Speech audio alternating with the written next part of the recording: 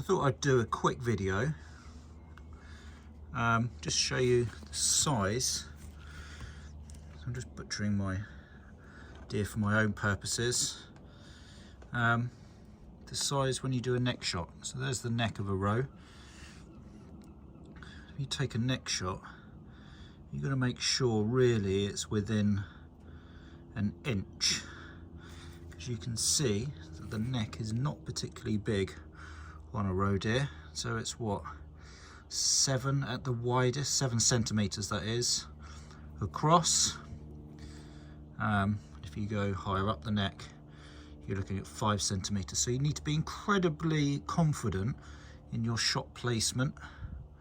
You're going to take a neck shot on a roe, on any animal actually, but particularly the smaller species.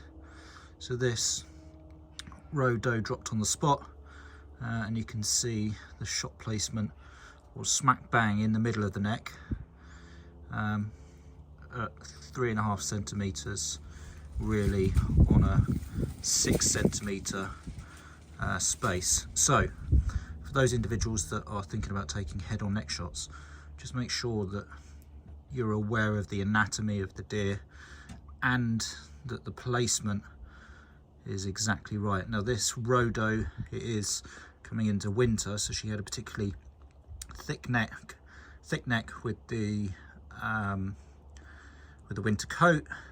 So that added probably another 2 centimeters either side. So it's not always the center of mass that is the middle. So again, being incredibly confident on your shot placement is particularly important.